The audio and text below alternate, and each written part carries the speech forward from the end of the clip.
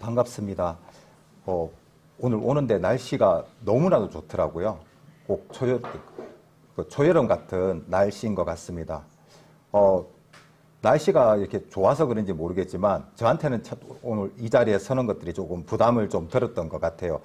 지난주에 처음 설교를 하다 보니까 긴장도 하고 또 제가 워낙 땀이 많은 체질이다 보니까 성도님들이 보시기에 조금 불편하시지 않았을까라는 생각들도 해보게 됐는데요. 날씨가 또 이렇게 덥다 보니까 제가 또 땀을 조금 흘리더라도 좀 부자연스럽지 않을 수 있을 것 같다는 생각들이 좀 들어져서 날씨가 이렇게 좋은 것들도 하나님께서 또 내려주시는 은혜가 아닌가 또 생각을 해보게 됩니다. 오늘 제가 본문 말씀으로 요한 1서 5장 4절에서 5절 말씀을 제가 읽었는데요. 많이들 이 말씀으로 또 설교들도 많이 들었을 줄 압니다. 근데 제가 이번 말씀을 또 준비하면서 하나님께서 또 보여준 것들이 있어서 우리 형제 자매님과 같이 상고해보면 좋을 것 같아서 이 말씀을 준비를 해보게 되었습니다. 이 말씀에서도 나오시지 세상이라는 단어가 나오는데요. 세상은 우리가 살고 있는 이곳을 의미하기도 하지만 성경에서는 장소라는 개념보다는 다른 의미로서의 세상을 말을 하고 있는데요. 세상은 하나님을 떠난 것, 그리고 하나님의 뜻과는 무관한 삶이 존재하는 것, 또 더 나아가서 하나님을 대적하고 교회를 대적하는 부정적인 의미인 인간적인 욕망, 육신적인 것, 죄악된 모든 모습들을 의미합니다. 앞에 요한일서 2장 16절에는 세상에 있는 모든 것이 육신의 정욕과 안목의 정욕과 이생의 자랑이니 다 아버지께로 쫓아온 것이 아니요 세상으로 쫓아온 것이라고 기록을 하고 있는데요. 이렇게 세상은 하나님과 무관한 것이기에 그리스도인들이 세상을 사랑하지 말아야 되는 이유에 대해서 자세하게 이렇게 말씀을 하고 있습니다. 육신이라는 단어는 헬라어로 샤르코스라는 말인데요.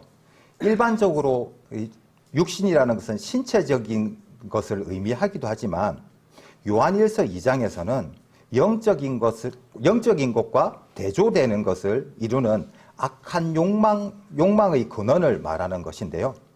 우리가 잘 알고 있듯이 육신의 정욕이 무엇이겠습니까?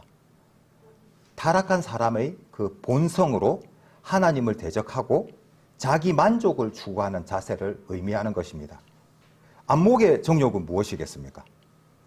외적인 것을 봄으로 인해서 유혹을 일으키고 성적 욕망은 물론이거니와 모든 사물에 대해서 탐욕을 하고 욕망을 가지는 그런 것을 의미합니다. 이생의 자랑은 세상의 물질이나 명성에 대해서 과대평가하고 자랑하고 허세를 부리는 것을 말하는 것인데요. 이것은 소유하고 있는 물질뿐만 아니라 태도나 우리의 행동을 자랑하거나 또는 그것들을 과대평가하고 허세를 부리는 것을 의미하기도 합니다. 이렇게 방금 제가 언급한 것들이 충만해 있는 곳이 세상입니다. 이 세상에 존재하는 모든 것은 하나님으로부터 쫓아온 것이 아닙니다. 이 성경에서 말하는 이 쫓아온으로 번역된 헬라어는 에크라는 단어를 쓰고 있는데요. 이 에크는 기원을 나타냅니다. 이 기원이라는 것은 세상의 모든 것은 하나님에게서 비롯된 기원이 아니라 사단이 지배하고 사단으로 인해서 타락된 사람들로부터 또는 그 사람들의 마음에서부터 비롯된 것인데요. 그렇기 때문에 성경에서는 세상과 하나님은 절대 공존할 수 없고 그리스도인들이 절대로 세상을 사랑하거나 그 세상에 있는 것들을 사랑해서는 안 된다고 말을 하고 있는 것입니다. 본문 말씀 다시 한번 살펴보도록 하겠습니다. 대저 하나님께로서 난 자마다 세상을 이기느니라. 세상을 이김은 이것이니 우리의 믿음이니라. 예수께서 하나님의 아들이심을 믿는 자가 아니면 세상을 이기는 자가 누구뇨라고 기록을 하고 있는데요. 오늘 이 본문 말씀을 조금 더 핵심적인 단어인 그 키워드로 구분해서 살펴보면 하나님께로서 난 자, 세상을 이김, 세상을 이기는 믿음, 이렇게 세 가지로 구분할 수 있을 것 같습니다.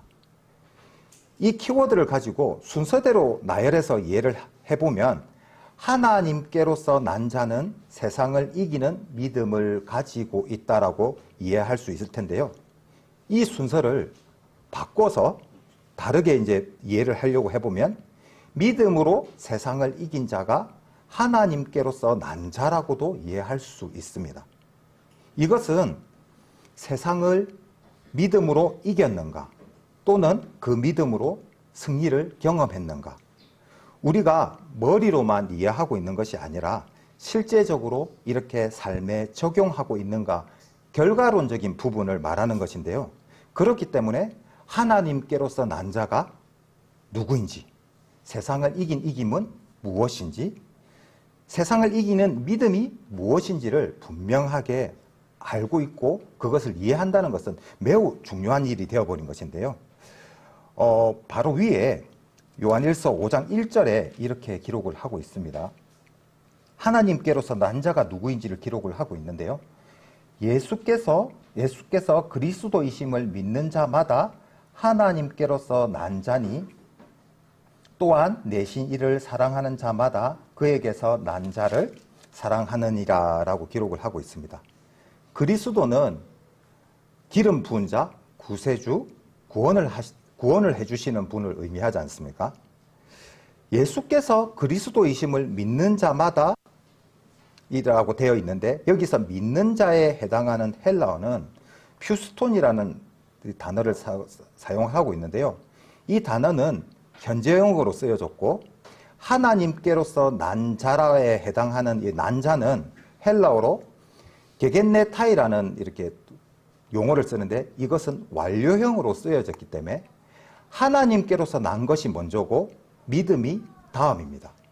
즉 믿음은 하나님의 자녀가 되기 위한 전제 조건이 아니라 그 결과이고 증거가 되는 것입니다. 우리가 전도 집회나 성경 말씀을 통해서 우리는 잘 알고 있듯이 인간의 존재의 기원이 어디에 있습니까? 바로 하나님께 있지 않습니까? 창세기에 인간을 창조하신 내용을 살펴봐도 인간의 존재의 기원이 하나님께 있다는 것을 우리는 잘 알 수 있는데요.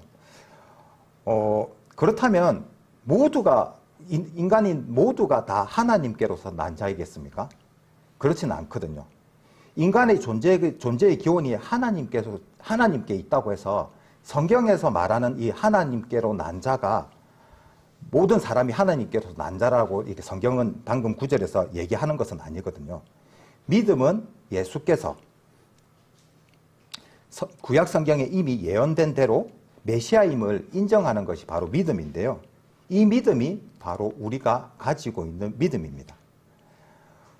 우리가 가지고 있는 이 믿음은 예수께서 하나님의 아들이심을 고백하는 신앙으로 하나님에게 나아가 하나님의 백성이 되었는가를 분명하게 분별하는 시금석이 되기 때문에 하나님께로서 난 자인지 아닌지를 우리가 쉽게 믿음으로써 알 수 있는 것입니다.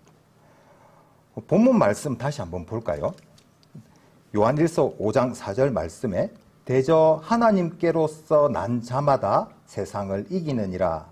세상을 이긴 이김은 이것이니 우리의 믿음이니라 라고 기록되어 있는데 우리는 예수 그리스도를 즉 구원자로 믿는 믿음이 있기 때문에 하나님께로서 난 자이며 방금 읽었던 4절 말씀처럼 우리가 가지고 있는 이 믿음으로 세상을 이길 수 있는 것입니다. 그렇다면 우리 과연 세상을 이기며 살아가고 계십니까? 세상을 이기며 살아갈 수 있다고 자부할 수 있습니까? 이것은 대단히 이 물음에 대한 답은 대단히 중요할 것 같은데요. 세상을 이기며 살아가는 분도 계실 거고 때때로 세상을 살아가면서 이기고 있는 분도 계실 테고 내가 진짜 세상을 살아가면서 이기고 있는가 잘 알지 못하는 분도 분명히 계실 것입니다. 그래서 성경은 하나님께로서 난 자가 세상을 이길 수 있는 이유에 대해서도 자세히 기록해 놓았고 우리에게 알려주고 있습니다. 그러면 우리가 어떻게 세상을 이기며 살아갈 수 있는지에 대해서도 말씀을 통해 한번 살펴보도록 하겠습니다. 멀리 안 가서 찾을 수 있는데요.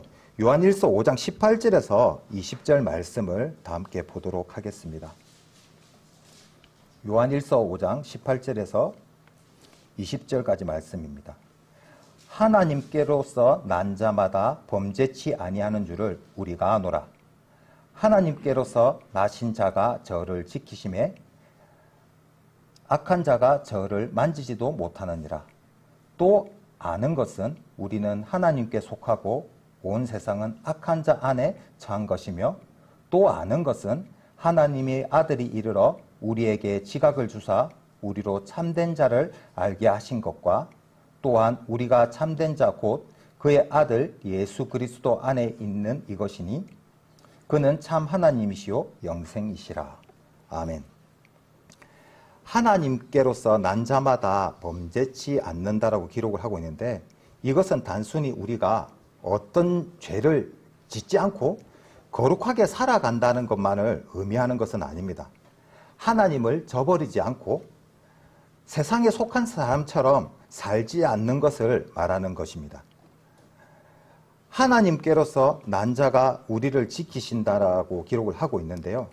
예수 그리스도께서 믿는 자를 지키시고 보호하신다는 개념으로 이렇게 동일한 말씀은 신약에서 여러 군데에서 찾아볼 수가 있습니다.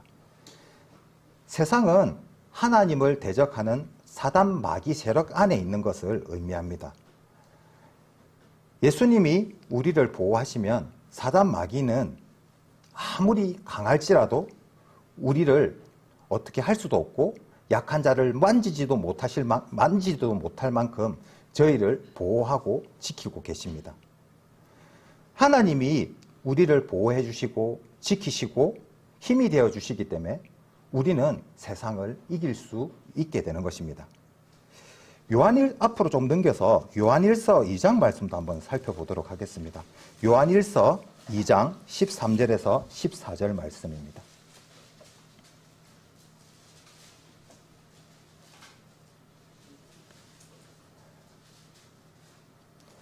아비들아, 내가 너희에게 쓰는 것은 너희가 태초부터 계신 이를 알미요. 청년들아, 내가 너희에게 쓰는 것은 너희가 악한 자를 이겼음이니라.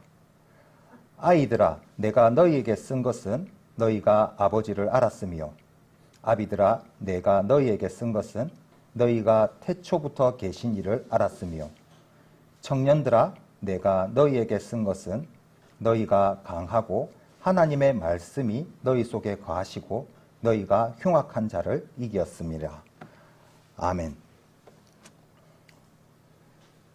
우리는 예수 그리스도를 나의 구원자로 믿어 영접함으로 구원함을 얻었습니다. 구원받은 우리 마음 가운데는 성령님이 찾아오셔서 언제나 우리와 함께 하십니다. 하나님의 말씀이 우리 속에 거한다면 우리는 이미 흉악자들을 이긴 것이 되었습니다. 요한일서의 방금 본문 말씀으로 보았던 요한일서 5장 4절에 이기느니라라고 기록되어 있는 이에 해당하는 헬라어 니카는 직설법으로서 계속 이겨나가고 있음을 의미하고 있는데요. 그리스도인들이 세상과의 투쟁에서 이렇게 계속적인 승리하는 삶을 살 수 있는 것은 그리스도인의 삶이 예수 그리스도께서 세상을 이긴 이김에 기초를 하고 있기 때문입니다. 요한일서 5장에서 사도 요한이 세상을 이기는 그리스도인의 삶을 말하는 동시에 하나님의 자녀이자 하나님의 백성인 우리에게 세상을 이기는 능력을 함께 주셨음을 말하고자 했는데요. 그렇다면 사도 요한이 기록한 대로 우리가 세상을 이기는 능력을 받았는지 알아야 되고 그것들을 느낄 수 있어야 되는데요. 우리가 어떻게 세상을 이길 수 있는 능력을 받았는지에 대해서도 한번 살펴보도록 하겠습니다. 요한복음 16장 말씀을 한번 찾도록 하겠습니다. 요한복음 16장 31절에서 33절까지 말씀입니다. 요한복음 16장 31절에서 33절까지 말씀입니다.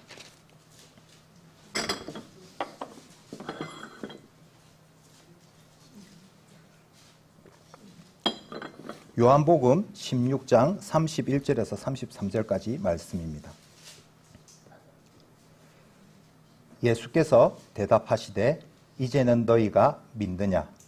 보라, 너희가 다 각각 제 곳으로 흩어지고 나를 혼자 둘 때가 오나니 벌써 왔도다. 그러나 내가 혼자 있는 것이 아니라 아버지께서 나와 함께 계시느니라. 이것을 너희에게 이름은 너희로 내 안에서 평안을 누리게 하려 함이라. 세상에서는 너희가 환난을 당하나 담대하라. 내가 세상을 이겼노라 하시니라. 아멘. 31절에 너희가 믿느냐라고 예수님이 제자들을 향한 반어법적인 물음을 하게 되는데요. 이 물음은 우리가 예수님 안에서 평안을 누리며 우리가 담대한 삶을 살아가면서 세상을 이기고 있는가에 대한 물음으로 우리에게 다가와야 되는 겁니다. 하루하루 하나님으로 인하여 기쁘고 감사하고 즐겁게 살아가고 계십니까? 하루하루 힘들고 고통 가운데 살아가고 계십니까? 큰 환난을 당했을 때 담대함으로 받아들이고 계십니까? 이런 물음에 우리는 어떻게 답을 할 수 있을까요? 제자들이 예수님을 믿는다고 고백하였으나 그 믿음과 사랑이 불완전한 것이었기 때문에 제자들은 각기 자기 길로 도망해 버렸지 않습니까? 우리가 참 평안을 누리지 못하는 것, 여전히 세상에 휘둘리고 지는 삶을 사는 것은 이미 우리가 세상을 이겼다는 사실 자체를 모르고 있기 때문에, 그것들이 나의 믿음으로 다가와 있지 않기 때문에 그런 것입니다. 로마서 8장 37절에 모든 일이 우리를 사랑하시는 이로 말미암아 우리가 넉넉히 이기느니라고 기록을 하고 있듯이 우리는 예수 그리스도로 말미암아 이미 이긴 자가 되었습니다. 예수 그리스도를 나의 구원자로 믿는 우리의 믿음은 예수 그리스도와 연합되어 있음을 의미하고, 예수 그리스도와 연합되어 있다는 것은 우리가 모든 것을 예수 그리스도와 공유하고 있다는 것을 의미하기 때문에 예수 그리스도가 세상을 이긴 이김이 우리의 이김이 되는 것입니다. 세상을 이긴 예수 그리스도로 말미암아 우리가 넉넉히 이기며 살아가는 삶을 살아가야 함에도 불구하고 우리는 그러한 삶을 잘 살지 못하는 것 같습니다. 그 이유에 대해서도 성경은 명확하게 기록을 하고 있는데요. 한번 살펴보도록 하겠습니다. 에베소서를 한번 찾도록 하겠습니다. 에베소서 6장 12절 말씀입니다. 에베소서 6장 12절 말씀입니다.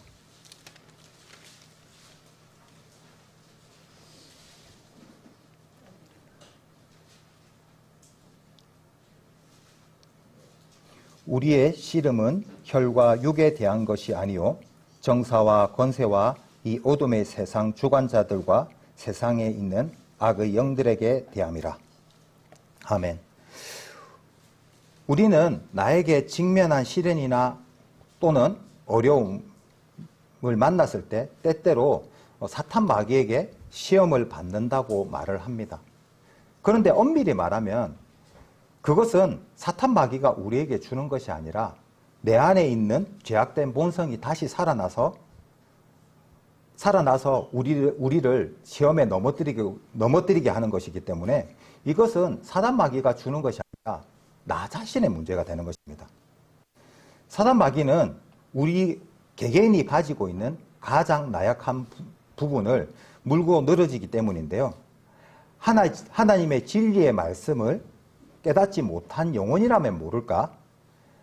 구원함을 받은 그리스도인들에게 하나님이 살아계신가? 하나님은 살아계시지 않는다 같은 문제로 우리를 사단이 미혹하거나 그러지는 않습니다.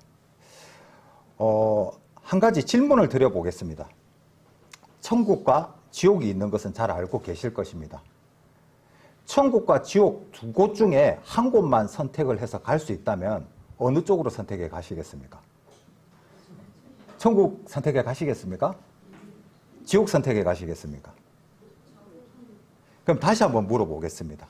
하나님이 지옥에 계십니다. 천국과 지옥 중에 두 곳을 선택해서 가야 한다면 어느 곳을 선택해 가시겠습니까? 천국을 선택해 가시겠습니까? 지옥을 선택해 가시겠습니까? 믿음이 계신 우리 광영교회 성도님들은 모두 하나님이 계신 곳이라고 선택을 했는데요. 맞습니다. 하나님이 계신 곳이 곧 천국이 되는 것입니다. 사단은 이렇게 교묘하게 우리를 속이게 되는 것인데요. 우리가 넘어질 수밖에 없는 곳, 또 미혹될 수밖에 없는 것들을 사단은 집요하게 파고들고 하얗거나 다름없는 우리들의 마음 가운데 죄악을 폭발하게끔 불씨를 넣어주는 것뿐 사단 마귀는 그 어떤 것들도 하지 않습니다. 그 작은 불씨가 내 안에 내재되어 있는 죄악된 본성을 깨워서 우리 스스로 하나님의 뜻과는 상관없는 삶을 살게 하는 것입니다.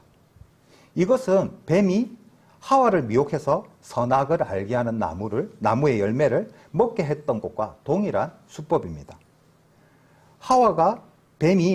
하와는 뱀이 선악과를 주어서 먹은 것이 아니라 하와 스스로 따먹었습니다. 우리도 마찬가지로 설령 사단 마귀가 우리의 죄악된 본성을 깨워서 우리의 마음속에서 죄가 불일 듯이 일어나게 하여 죄를 짓게 하고 우리를 넘어뜨린다고 해서 그것을 사단 마귀의 탓이라고 할 수는 없는 것입니다. 왜냐하면 하나님은 우리에게 자유의지를 주셨고 하나님이 주신 자유의지로 절제할 수 없는 모습을 하나님은 악한 것, 즉 죄악으로 보기 때문입니다. 데살로니가 전서 5장 말씀도 한번 살펴보도록 하겠습니다. 데살로니가 전서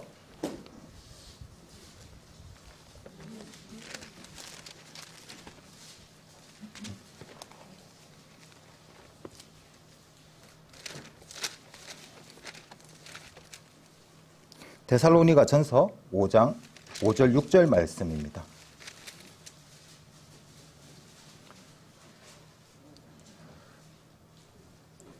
너희는 다 빛의 아들이요 낮의 아들이라. 우리가 밤이나 어둠에 속하지 아니하나니 그러므로 우리는 다른 이들과 같이 자지 말고 오직 깨어 근신할지라. 아멘. 빛의 아들이란 이 빛 속에 있다는 의미 이상으로 하나님이 빛이신 고로 하나님의 자녀로서의 삶 또한 빛 가운데 살아가는 것을 의미합니다. 2000년 전에 예수님께서 십자가에 못 박혀 돌아가실 때 이미 사탄 마귀는 영적 싸움에서 패한 바 되었습니다. 그렇기 때문에 사단 마귀가 함부로 우리를 깨어 넘어뜨리게 할 수도 없습니다. 사단 마귀는 우리 안에 있는 하나님의 빛이 너무나 강렬해서 우리를 감히 쳐다볼 수도 없게 되었습니다. 그럼에도 불구하고 여전히 우리는 승리하지 못한 것처럼 사탄 마귀에게 우리를 깨어낼 기회를 주고 있습니다. 6절에 다른 이들과 같이 자지 말고라고 기록이 되어 있는데요. 이 다른 이들은 비그리스도인들을 말하는 것이고 자다라는 의미의 헬라어 카튜도메는 도덕적 무감각 상태를 말하는 것인데요. 비그리스도인처럼 도덕적 무감각 상태에 빠져서 맑은 정신을 가지고 도덕적으로 단정한 생활을 하지 않는다면 사단 마귀에게 미혹당할 빌미를 제공하게 되는 것입니다. 육신의 연약함, 우리 안에 내재되어 있는 죄의 본성은 사단 마귀가 영적 싸움에서 우리를 넘어뜨리는 약점이 되는 것입니다. 그렇다면 사단 마귀에게 우리가 과연 어떤 미혹을 받으면서 살아가고 있는 것일까요? 그 부분도 한번 살펴보도록 하겠습니다. 마가복음 한번 찾아보도록 하겠습니다. 마가복음 10장 말씀입니다.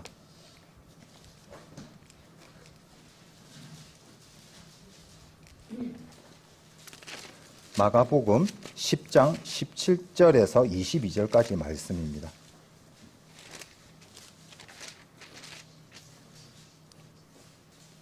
마가복음 10장 17절에서 22절까지 말씀입니다. 예수께서 길에 나가실새 한 사람이 달려와서 꿇어앉아 묻자오되 선한 선생님이여 내가 무엇을 하여야 영생을 얻으리이까? 예수께서 이르시되 내가 어찌하여 나를 선하다 일컫느냐? 하나님 한 분 외에는 선한 이가 없느니라. 내가 계명을 안 하니 살인하지 말라, 간음하지 말라, 도적질하지 말라, 거짓 증거하지 말라, 속여 취하지 말라, 내 부모를 공경하라 하였느니라. 여짜오되 선생님이여 이것을 내가 어려서부터 다 지켰나이다.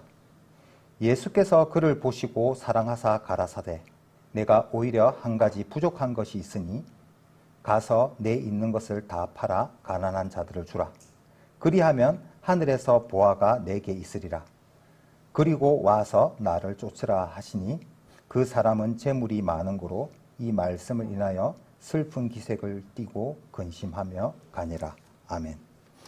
방금 읽었던 마가복음 10장 17절에서 20절에 부자 청년의 이야기는 전도 집회나 설교 말씀을 통해서 많이 들어왔던 성경의 예화입니다. 한 청년이 영생을 얻기 위해 예수님을 찾아왔습니다. 그 청년은 율법적인 책무를 완수하는 것으로 영생을 보장받을 수 있었다는 믿음이 있었기에 영생을 얻을 방법에서 가장 권위 있는 권위 있는 자가 예수님이라 생각하고 그 방법을 알기 위해 예수님을 찾아갔던 것입니다. 예수님은 실천적인 계명을 언급하지만 그 청년은 예수님이 언급한 계명을 어려서부터 다 준수해 왔다라고 말했습니다. 예수님은 그에게 영생을 얻는 방법으로 자신이 소유하고 있는 소유를 다 팔아 가난한 자들에게 나누어 주라고 했습니다. 청년에게 예수님이 한 제안은 예수님을 따르기 위한 선행 조건으로 자신의 소유를 포기하고 예수님을 따르는 것이 영생의 길이며 이것은 자기 중심을 향한 의식과 소유욕에서 타인으로 전환되는 것을 의미하는 것인데요.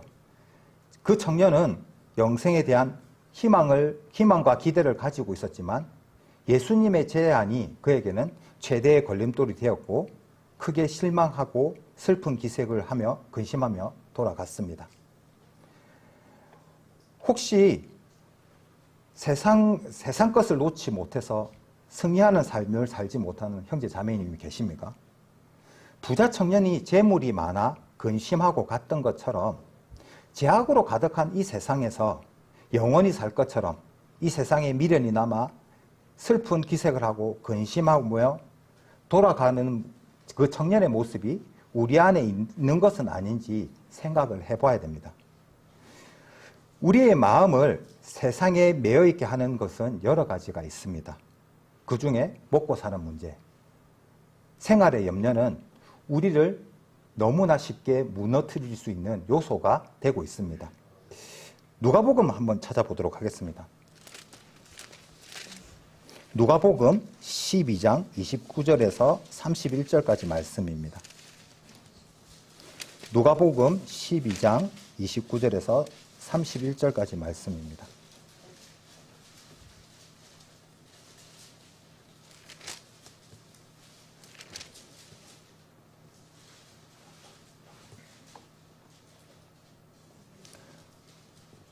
너희는 무엇을 먹을까 무엇을 마실까 하여 구하지 말며 근심하지도 말라. 이 모든 것은 세상 백성들이 구하는 것이라. 너희 아버지께서 이런 것이 너희에게 있어야 될 줄을 아시느니라.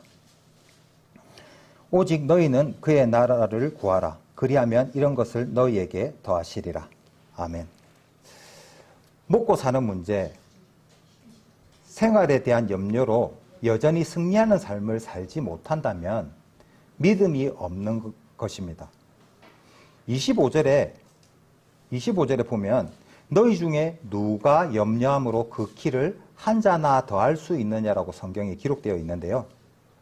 걱정과 염려로 우리에게 처해진 상황이 바뀔 수만 있다면 24시간 몇 날 며칠 단 1초도 쉬지 않고 걱정과 염려만 한다면 해결이 되는 문제가 아니겠습니까?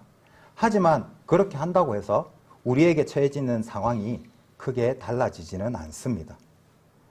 걱정과 염려를 하지 말라라고 성경이 기록을 하고 있고 많은 설교 말씀에서도 이런 말씀을 하지만 우리 삶 가운데서 늘 존재하고 있는 생활에 대한 염려와 걱정을 떨쳐버리기란 결코 쉬운 일이 아닙니다.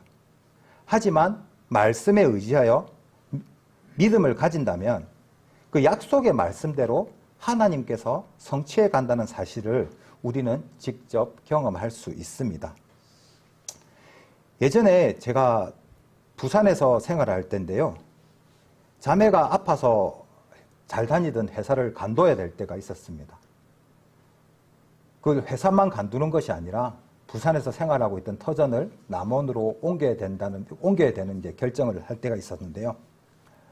그때 이제 그 결정을 하게 되었을 때, 아마 기억을 오래 이제 믿음 생활 하신 분들은 기억을 하고 계실 텐데, 그때 저희 교회 이제 총회에서 남원 수양관에 그 교회 일꾼을 이제 양성한다는 목적으로 제자 훈련원을 개설한다고 할 때가 있었습니다. 그 무렵이었는데요. 자매도 아프고 남원으로 이사를 해야 이제 결정을 하고 나서 제 마음 가운데 그 제자 훈련원에 등록을 해야 되겠다는 마음을 가졌습니다. 믿음 생활을 한지는 얼마 되지 않았지만 예수님에 대해서 더 알고 싶고 하나님에 대해서 더 알고 싶은 욕망이 있어서 신청을 하게 됐습니다. 다른 분들은 매주 이제 남원 수양관을 가게 되면 이동 거리나 시간 또 교통비 등 상당히 이제 부담이 되는 상황에 있는데 자매가 아파서 어쩔 수 없이 남원으로 이사를 해야 되는 상황임에도 불구하고 제 마음 가운데는 참 그게 은혜로 다가왔었습니다. 이동 거리도 훨씬 가까워졌고 교통비도 크게 걱정을 안 해도 됐고 또 부산에서 생활할 때 제 마음 가운데 가장 걸렸던 것은 뭐냐면 이렇게 믿음 생활을 이제 교회를 제대로 올 수 없다는 것이었습니다.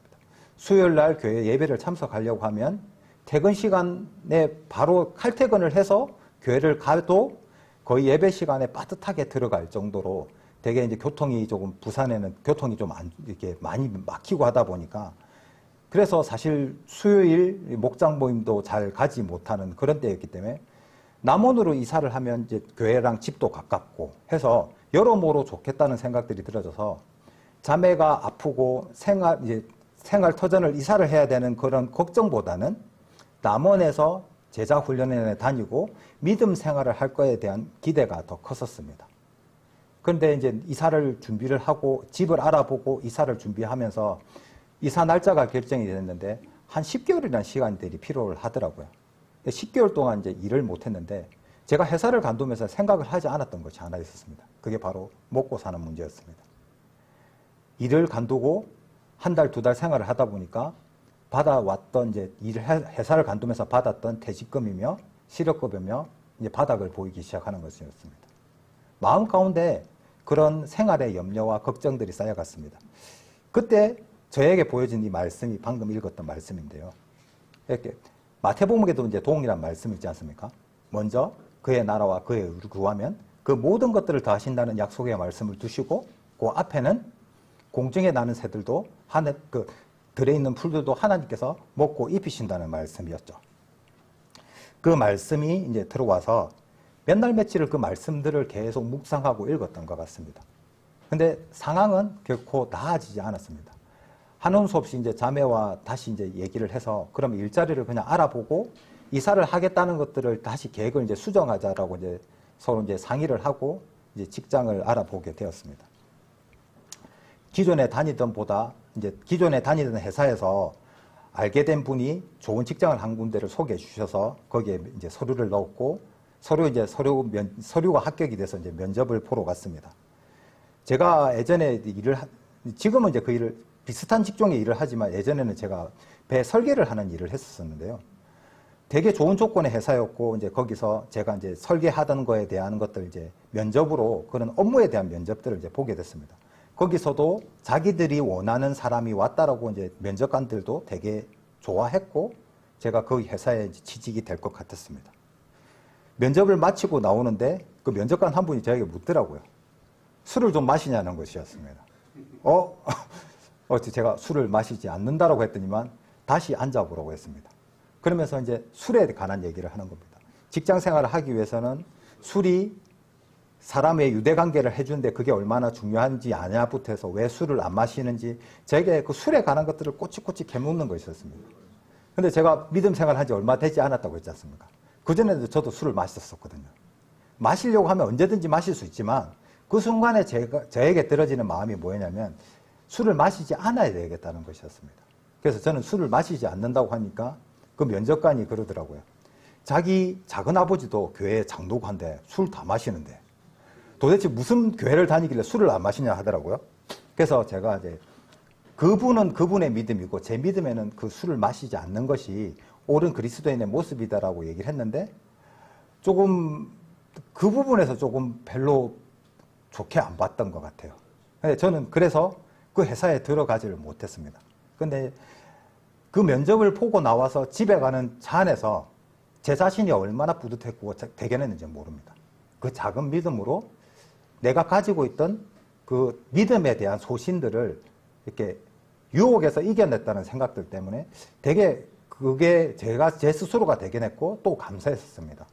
근데 그 이후에 저희가 생각하지 않는 일들이 일어났습니다. 여전히 생활에 대한 염려도 있었고, 근데 기억을 해보면 제가 그 생활에 대한 염려를 가지고 하나님께 기도를 하지 않았던 것 같아요. 그냥 무던히 그 약속의 말씀을 믿고 기다렸는데 놀라운 일들이 발생을 했습니다. 면접을 보고 이제 면접이 이제 떨어졌다는 걸 이제 알고 나서 여전히 마음 한켠에는 그 생활에 대한 염려들이 남아 있었는데요. 예전에 이제 그 회사를 다닐 때 회사에 일이 많으면 그 일들을 이제 대신 해줄 조그만한 설계회사에다 용역을 주게 되는데 그 용역을 주던 그 회사의 사장님이 저에게 전화를 와서 일을 좀 해달라는 것이었습니다.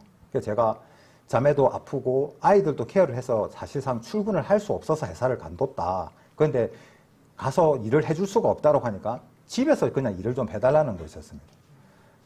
막연하게 일을 해달라고 하니까 설계라는 것은 이제 컴퓨터만 있으면 되니까 일단 알겠다라고 했고 그분이 저에게 이제 보내준 이제 그래야 될 이제 도면에 대해서 이제 정보를 줬는데 그 배가 제가 회사를 간두기 전에 막 시작하려고 했던 이제 프로젝트여서 일을 하기가 너무 수월했죠. 그래서 낮에는 이제 자매와 아이들을 케어하고 밤늦게나 새벽 일찍 일어나서 도면을 그려서 줬습니다. 보수를 얼마나 받을지 그 보수를 언제 받을지도 모르고 막연하게 그냥 일을 이제 시작을 했었습니다. 언젠가는 돈을 받으면 조금 생활에 보탬이 되겠지라는 막연한 생각으로 일을 시작을 했는데 제가 그 설계 쪽 일을 좀 잘 알다 보니까 제가 그 도면을 그 사장님에게 보내줬다고 해서 바로 돈이 나오는 것이 아니라 그 사장님은 제가 다니던 회사에 도면을 줘야 되고 그 회사는 다시 성급과 조선소에 도면을 보내서 승인이 나야만이 돈이 나오고 그 돈을 받아서 그 하청인 그 사장님한테 돈을 줘야 되고 그 사장님이 그 돈을 받아야 저에게 돈이 오는 것이었습니다. 그런데 그게 승인이라는 게 쉽게 나는 것이 아니라 도면을 보냈을 때 뭔가 잘못되었으면 이제 코멘트들을 하고 도면을 수정해야 되는 일들을 겪고 나선 다음에 최종적으로 승인이 되었을 때 이제 돈이 나오는 것이기 때문에 사실 그게 한 달이 걸릴지 두 달이 걸릴지 6개월이 걸릴지 알 수 없는 그런 상황이었는데요. 도면을 보내주고 나서 이틀 뒤에 그 사장님이 전화를 하셨더라고요. 통장 번호를 보내달라고 하더라고요. 저는 그 사장님이 얼마나 영세하게 일을 하고 계셨는지를 알고 있어서 돈이 안 나왔잖아요 라고 얘기를 하니까 사장님이 이제 그 말씀을 하시더라고요. 회사 관둔 지 몇 달 됐으면 생활이 어렵지 않냐. 돈을 보겠다니 주겠다는 것이었습니다. 너무나 감사했습니다. 근데 얼마를 보내줄지 되게 궁금했거든요. 근데 제가 회사를 다니면 몇 달을 벌어도 그 돈을 못 벌 만큼의 돈을 보내주셨어요. 그것들을 보면서 자매와 이제 저에게 하나님은 하나님의 약속대로 성취해 간다는 것들을 이렇게 알게 해 주셨습니다.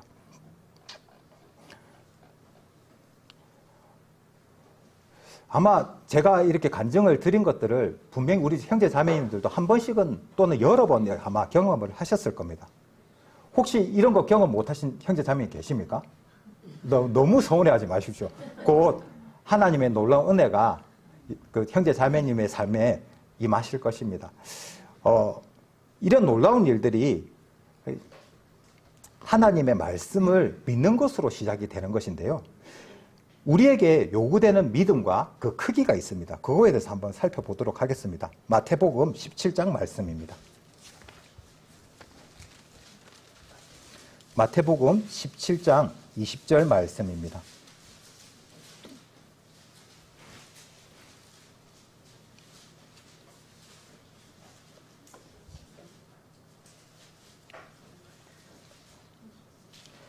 가라사대 너희 믿음이 적은 용곤이라. 진실로 너희에게 이르노니 너희가 만일 믿음이 한 겨자씨만큼 있으면 이 산을 명하여 여기서 저기로 옮겨라 하여도 옮길 것이요 또 너희가 못할 것이 없으리라. 아멘. 이 말씀은 예수님이 제자들의 믿음이 없음을 보시고 책망하는 말씀입니다. 예수님이 제자들과 함께 계실 때는 제자들이 병든 자를 고치고 귀신을 내쫓는 이적들을 행하기도 했지만 예수님과 함께 하지 않았을 때 이적을 행하지 못하고 실패하였습니다.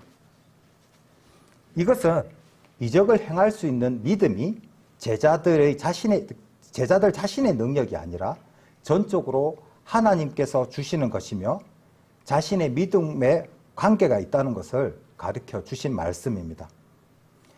이적을 행할 때 제자들에게 요구되는 믿음처럼 우리에게도 요구되는 믿음이 있는데요.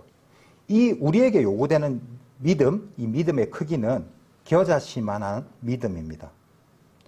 혹시 실제로 겨자씨가 얼마나인지 보신 분 계십니까?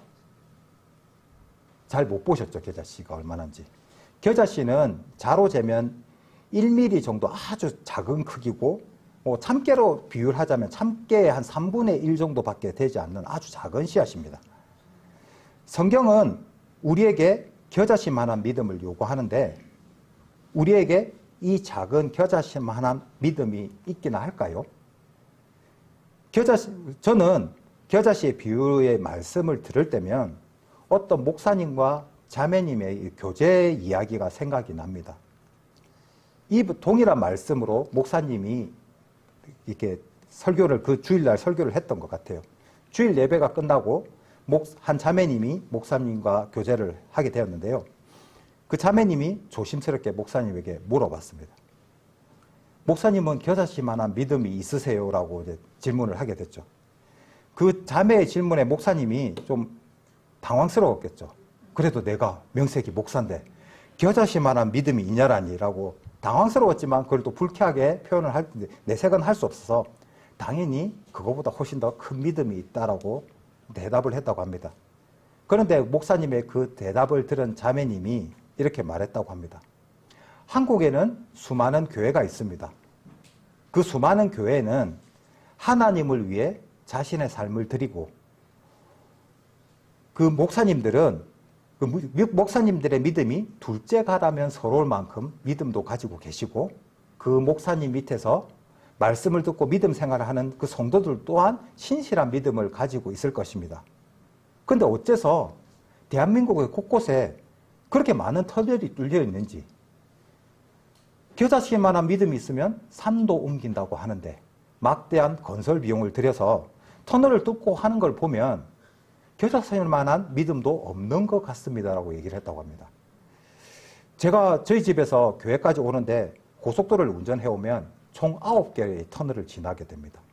그 터널 중에는 창원터널이라는 터널이 있는데요. 그 터널은 전국에서 터널 안 사고가 가장 많이 나기로 악명이 높은 터널이기도 합니다. 사망사고도 많고요.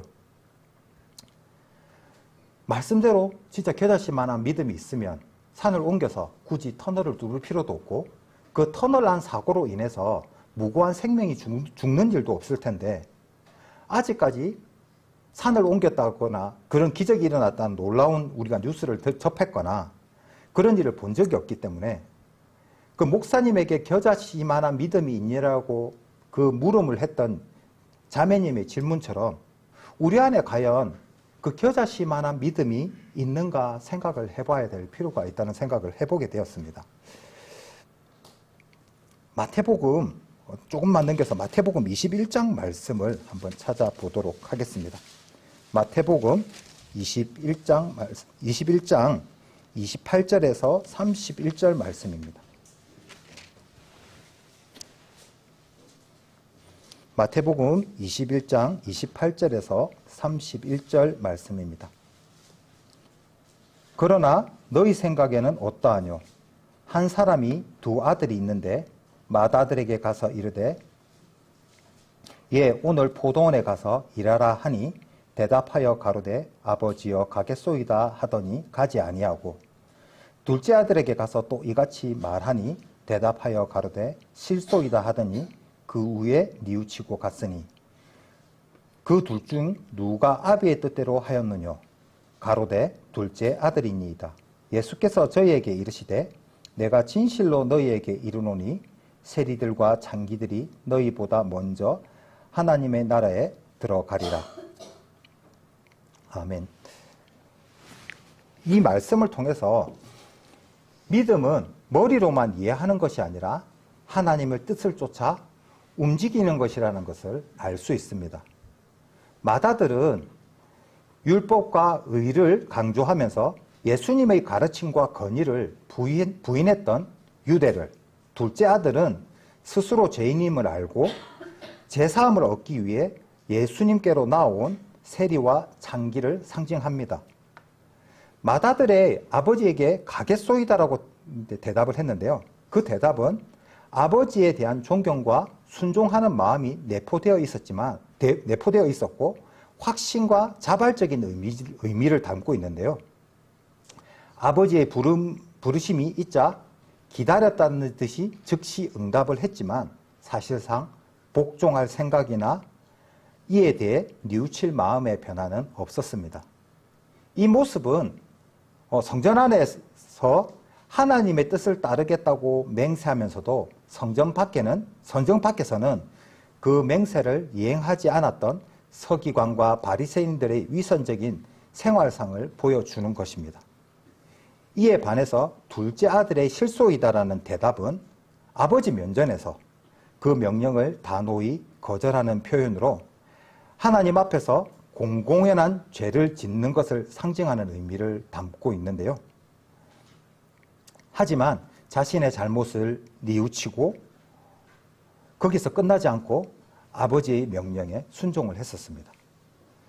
사실 엄연히 놓고 보면 이 두 아들은 모두 죄인입니다. 맏아들은 아버지를 속이고 그 명령을 이행하지 않고 거짓과 위선의 범죄를 범했고, 둘째 아들은 아버지의 명령을 완전히 거절하는 무례함을 범했습니다. 혹시 맏아들처럼 겉으로는 예의 바른 자로 하나님을 믿는 거짓된 믿음을 고백하고 있지는 않습니까? 우리는 둘째 아들처럼 우리 자신의 잘못을 뉘우치고 말씀을 믿고 행함으로 믿음을 고백하는 모습으로 하나님 앞에 나아가야 할 것입니다. 디모데 전서 말씀도 한번 살펴보도록 하겠습니다. 디모데 전서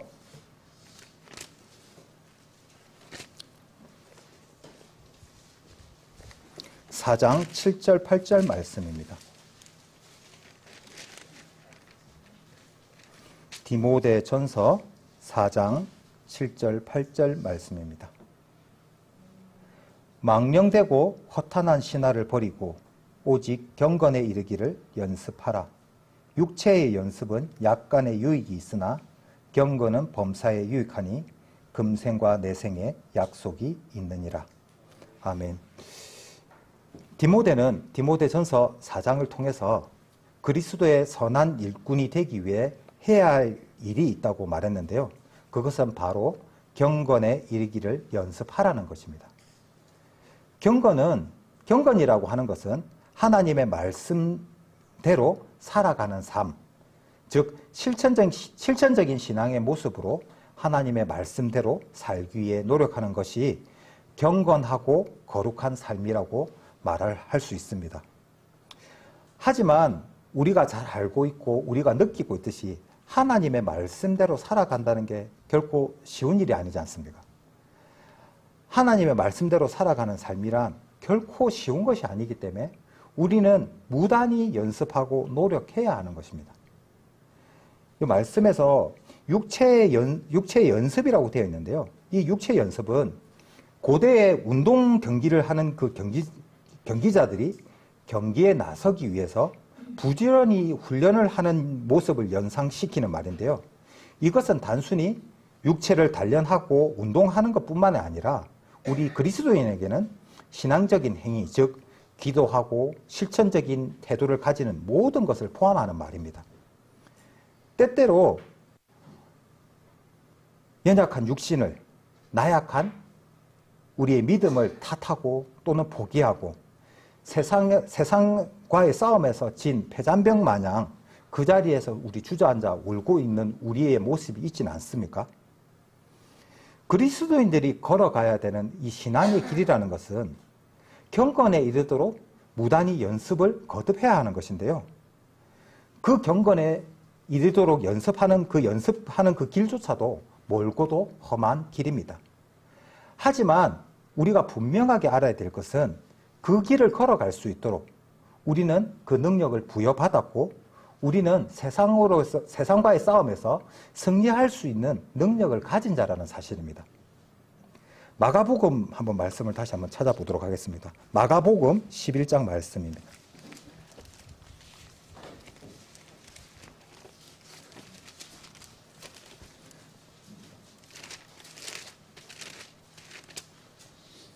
마가복음 11장 23절에서 24절 말씀입니다.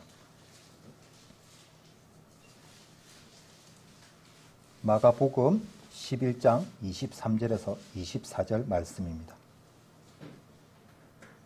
내가 진실로 너희에게 이르노니 누구든지 이 산더러 들려 바다에 던지우라 하며 그 말하는 것이 이룰 줄을 믿고 마음에 의심치 아니하면 그대로 되리라. 그러므로 내가 너희에게 말하노니 무엇이든지 구하고 기도하는 것은 받은 줄로 믿으라. 그리하면 너희에게 그대로 되리라. 아멘. 이 산더러 들리어 바다에 던지우라라고 하면이라고 이 구절은 우리에게 심히 힘든 어려움 또는 불가능한 일이 일어난 것을 가리키는 말로 우리가 상상할 수 없는 일을 하나님이 성취해가고 그 권능에 대해서 의심 없이 끝까지 신뢰한다는 것을 말합니다. 믿음이 하나님을 신뢰하는 것이라면 기도는 이 믿음을 구체적으로 표현하는 것입니다. 하지만 때때로 우리는 기도에 응답이 없다라고 얘기를 하는데요. 기도의 응답의 약속은 어리석은 소원을 들어준다는 것을 의미하는 것은 아닙니다. 진정으로 기도하는 자는 기도 속에서 하나님의 뜻을 인식하고 긍정하고 그 뜻을 실현되기 위해 기도하는 것이라는 사실을 우리 또한 잊지 말아야 됩니다. 다시 본문 말씀으로 한번 돌아가 보도록 하겠습니다. 본문 말씀 요한일서 5장 4절 5절 말씀입니다.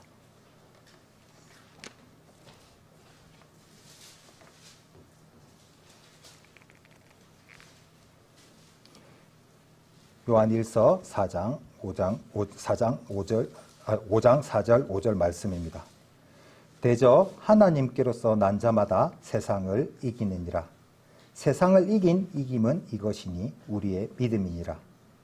예수께서 하나님의 아들이심을 믿는 자가 아니면 세상을 이기는 자 누구뇨? 저는 오늘 말씀을 통해서 우리가 세상을 어떻게 이길 수 있는지, 우리가 세상을 이길 수 있는 것들에 대해서 하나님의 말씀을 참고해 보았습니다. 하나님이 우리에게 세상을 이길 수 있는 능력을 주심을 우리는 믿어야 됩니다.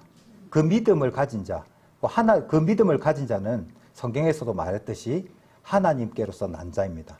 하나님께로서 난 자는 세상을 담대히 이길 수 있어야 됩니다. 저는 저와 우리 형제 자매님 모두가 세상을 이긴 자로 하나님 앞에 드려지기를 원합니다. 예수 그리스도가 세상을 이긴 이김을 잊지 말고 승리한 자의 삶을 살 때 우리에게 주신 소명을 다하는 삶으로 하나님의 영광을 위해서 우리 삶을 드릴 수 있을 것입니다. 우리가 이 땅에 존재하는 이유와 목적은 하나님의 영광과 하나님의 나라의 완성에 있다는 것을 성경은 기록하고 있고 우리는 이것을 잊어서는 안 될 것입니다.